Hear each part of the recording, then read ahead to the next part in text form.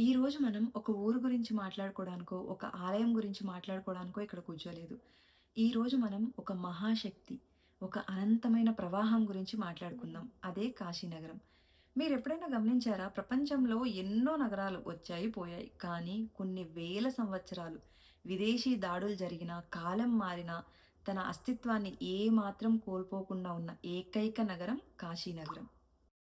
Mark Twain అనే గొప్ప రచయిత కాశీ గురించి ఏమన్నారు అంటే, కాశీ చరిత్ర కంటే పాతది, సాంప్రదాయం కన్నా ముందున్నది, లెజెండ్స్ కంటే కూడా పురాతనమైనది.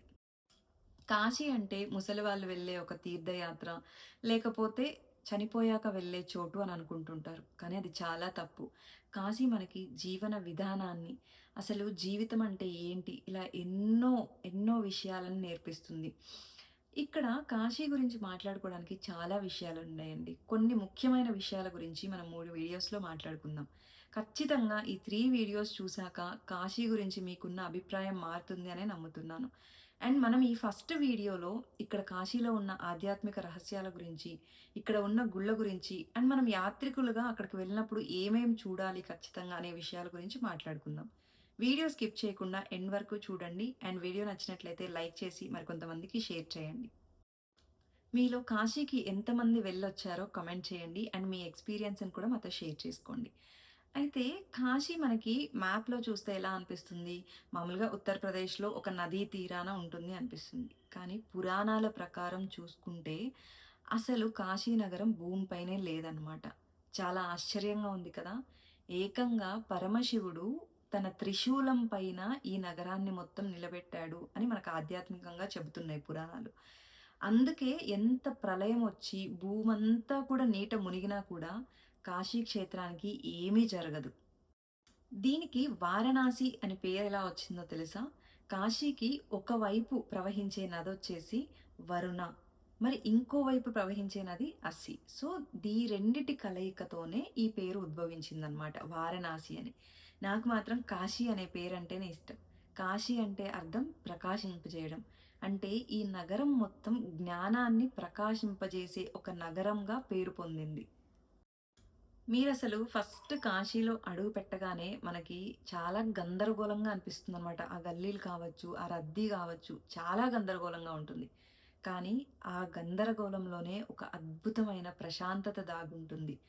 ఇక్కడ ప్రతి గల్లీలో, ప్రతి ఇటుకలో, ప్రతి ఇంట్లో శివనామమే వినిపిస్తుంటుంది. అందుకే అంటారేమో కాశీలో ప్రతి కణం కణం శివమయం అనేసి. సరే. ఇప్పుడు మీరు కాశీ వెళ్లారు అనుకుందాం. ముందుగా వెళ్ళగానే కాశీ విశ్వనాథుని దర్శనానికి వెళ్ళకూడదనమాట. ఇదక్కడ ఉన్న ముఖ్యమైన సాంప్రదాయం. మరి ఎవరి దర్శనం చేసుకోవాలి అంటే, ముందుగా మనం కాలభైరవ స్వామి దర్శనం చేసుకోవాలి. మనలాంటి యాత్రికులందరికీ అక్కడ కాలభైరవ స్వామి అంటే ఒక పోలీస్ ఆఫీసర్ లాగా. మనం అంటే మనమనే కాదు, ఎవ్వరు ఆ నగరంలోకి అడుగు పెట్టినా కూడా ఆయన గమనిస్తూనే ఉంటాడు. మనం అక్కడ ప్రశాంతంగా ఒక రాత్రైనా ఉండాలి అంటే ఆయన అనుమతి ఉండాల్సిందే.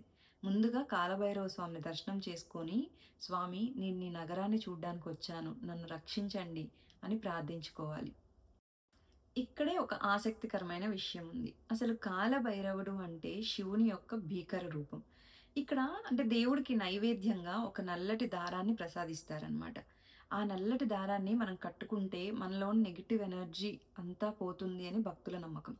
నేను చాలామంది అంటే అక్కడికి ఆల్రెడీ వెళ్ళి వచ్చిన వాళ్ళ మాటల్లో విన్నదేంటి అంటే, ఆ గుడిలో తెలియని ఒక పాజిటివ్ వైబ్రేషన్ ఉంటుంది. కాసేపు అక్కడ కూర్చున్నా కూడా ఏదో తెలియని ఒక శక్తి మనల్ని అంటే ఒక పాజిటివిటీ అనేది మనల్ని ఆవహించింది అన్నట్లు మనకి ఫీలింగ్ వస్తుంది. సో, నేను కూడా యాక్చువల్‌గా దీని గురించి తెలుసుకొని వెళ్ళాలి అని అనుకుంటున్నాను. నా బకెట్ లిస్ట్‌లో యాడ్ చేసుకుంటున్నాననమాట. మీరు ఎంతమంది వెళ్ళాలి అని అనుకుంటున్నారో కామెంట్ చేయండి. ఇక కాశీకి అసలు సిసలు ఆకర్షణ ఏంటి అంటే కాశీ విశ్వనాథుని ఆలయం. మనకొకప్పట్లో గల్లీలు అండ్ ఆ ఇరుకు ఇరుకు సందులు ఇవే గుర్తొచ్చాయి. ఇప్పుడు మాత్రం దృశ్యం మొత్తం మారిపోయిందనమాట. ఇప్పుడేంటంటే కాశీ విశ్వనాథ్ కారిడార్. ఇది ఎప్పుడైతే స్టార్ట్ చేశారో ఇక్కడేంటి అంటే మనం గంగా నదిలో మునిగిన తర్వాత తడి బట్టలతోనే ఆ కారిడార్‌లో నేరుగా నడుచుకుంటూ వెళ్ళొచ్చు. ఒకవైపు గంగా నది, ఇంకోవైపేమో రాతి కట్టడాలతో అద్భుతమైన శిల్పాలు ఉంటాయి. ఇది మనకి మెయిన్ అంటే అక్కడ ఉన్న లింగం వచ్చేసి మెయిన్ జ్యోతిర్లింగం. చాలా మందికి తెలియని విషయం ఏంటి అంటే కాశీలో ఉన్నది స్పర్శలింగం. మనము అంటే దక్షిణ భారతదేశంలో ఎక్కడైనా పెద్ద పెద్ద ఆలయాలకెళ్ళినప్పుడు గర్భాలయంలోకి రానివ్వరు మనల్ని. కానీ ఇక్కడ ఏంటి అంటే స్వయంగా మన చేతులతో స్వామివారికి అభిషేకం చేయొచ్చు.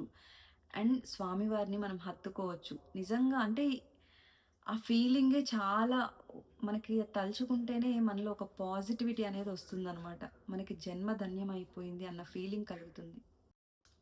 అయితే ఇక్కడ ఒక చిన్న టిప్ ఏంటంటే మొబైల్స్ కానీ, స్మార్ట్ వాచ్‌లు గానీ ఏవన్నా మనం కాశీ విశ్వనాథ్ కారిడార్‌లో వెళ్ళేటప్పుడు లోపలికి తీసుకెళ్లడం బదులు అక్కడే లాకర్స్ ఉంటాయంట. సో, అక్కడ పెట్టేయడం అనేది చాలా బెటర్. ఇంకొకటి ఏంటి అంటే మార్నింగ్ టైమ్స్‌లో దర్శనానికెళ్తే కొంచెం త్వరగా అయిపోతుంది అని అంటుంటారు.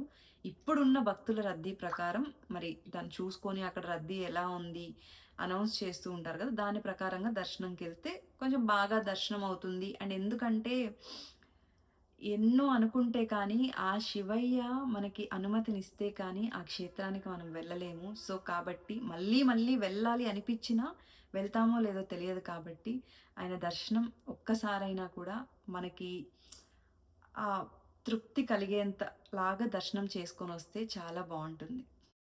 కాశీలో శివుడు ఎంత ముఖ్యమో, మనకి శక్తి స్వరూపిణి అయిన అమ్మవారి ఆలయాలు కూడా అంతే ముఖ్యం. ఇందులో ముఖ్యంగా మనం 2 ఆలయాల గురించి మాట్లాడుకుందాం. మొదటిదొచ్చేసి అన్నపూర్ణాదేవి ఆలయం. రెండోది విశాలాక్షి ఆలయం. కాశీలో ఎవ్వరూ కూడా ఆకలితో పడుకోరంట. ఎందుకంటే అక్కడ సాక్షాత్తు అన్నపూర్ణాదేవే అందరికీ అన్నం పెడుతున్నారు. పురాణాల ప్రకారం చూసుకుంటే ఏకంగా శివుడికి కూడా అన్నపూర్ణాదేవి భిక్షం వేశారట. ఖచ్చితంగా కాశీకి వెళ్ళిన వాళ్ళు అంటే బయట ఫాస్ట్ ఫుడ్స్ ఇవంతా మనం తింటుంటాం. కానీ ఇలాంటి క్షేత్రాలకు వెళ్ళినప్పుడు ఖచ్చితంగా అన్నదాన సత్రాల్లో కానీ అక్కడ పెట్టే ప్రసాదాలని స్వీకరించండి. ఇక విశాలాక్షి ఆలయం విషయానికొస్తే, ఇది మనకి 51 శక్తి పీఠాలలో ఇది కూడా ఒకటనమాట. ఇక్కడికి వెళ్తే చాలా ప్రశాంతంగా అనిపిస్తుంది అని చెప్తుంటారు. ఇంకొకటేంటంటే, పెళ్ళైన మహిళలు ఎక్కువగా ఇక్కడికి వెళ్ళడానికి ఆసక్తి చూపిస్తుంటారు. ఇక మనం కాశీ గురించి మాట్లాడుకునే మొదటి వీడియో ముగించే ముందు, ఒక ముఖ్యమైన ఘట్టం గురించి మాట్లాడుకుందాం. అదేనండి దశాశ్వమేధ్ ఘాట్ దగ్గర జరిగే గంగా హారతి. నిజంగా ఈ గంగా హారతి చూడడానికి 2 కళ్ళు సరిపోవు. అంత వైభవంగా, ఎంత వానున్నా, వరదున్నా అది మాత్రం ఆగదనమాట ఆ హారతి. సూర్యుడు అస్తమించాక గంగా నది ఒడ్డున ఒక 7 పండితులు కలిసి ఈ గంగా హారతిని చేస్తారు. అయితే అక్కడ ఆ వేద మంత్రాల ఘోష, దీపాల వెలుగు, ప్లస్ ఆ ధూపాల సువాసన ఇవంతా మనకి వేరే ప్రపంచానికే తీసుకెళ్తాయి. ఒకవేళ మీరు నాస్తికులైనా సరే పర్లేదు. ఈ 15 నిమిషాలు మీరు నిజంగా చెప్పాలి అంటే మీ మనసే నిశ్చలంగా మారిపోతుంది. ఇది నిజంగా ఒక ఆధ్యాత్మిక ఉత్సవం. నా లైఫ్‌లో నేను నిజంగా ఈ గంగా హారతి చూడ్డానికి కోసమైనా కాశీకి వెళ్ళాలి అని చాలా సినిమాస్‌లో కావచ్చు, వీడియోస్‌లో చూసినప్పుడు ఎన్నో సార్లు అనుకున్నాను. అండ్ ఒకసారి నేను మహాశివరాత్రి ఈవెంట్‌కెళ్ళినప్పుడు అక్కడ సేమ్ ఇలాగే గంగా హారతిలాగా చేశారు. అక్కడ ఆ నాదాలు అవన్నీ వింటుంటే మనసు ఎంత పులకరించిపోయిందంటే అంతలా. ఆ రోజే నేను నిర్ణయం తీసుకున్నాను. ఖచ్చితంగా ఏదో ఒక రోజు నేను కాశీకి వెళ్ళాలి త్వరలో అనేసి. మరి ఆ పరమశివుడు ఏ రోజు నాకు అనుమతిస్తాడో తెలీదు గానీ, ఆయన పిలుపు కోసమైతే ఖచ్చితంగా 1000 కళ్ళతో ఎదురు చూస్తున్నానండి. సో, ఇది మన కాశీ యొక్క ఆధ్యాత్మిక వైభవం. కానీ కాశీ అంటే కేవలం గుళ్ళు మాత్రమే కాదు. అసలు ఇక్కడ మరణాన్ని కూడా ఒక పండగలాగా జరుపుకుంటారు. దీని వెనక ఉన్న చరిత్ర ఏంటి? మణికర్ణిక ఘాట్ వెనక ఉన్న రహస్యం ఏంటి? ఇంకా ఈ చిన్న చిన్న గల్లీలు వీటన్నిటి గురించి చరిత్ర ఏంటి అనే దాని గురించి మనం రెండవ భాగంలో సెకండ్ వీడియోలో మాట్లాడుకుందామండి. మీకు ఈ వీడియో నచ్చినట్లయితే లైక్ చేసి ఎవరైనా కాశీకి వెళ్ళాలి అనుకునే వాళ్ళకి షేర్ చేసి మా ఛానల్‌ని సబ్స్క్రైబ్ చేయండి. Thank you for watching the video.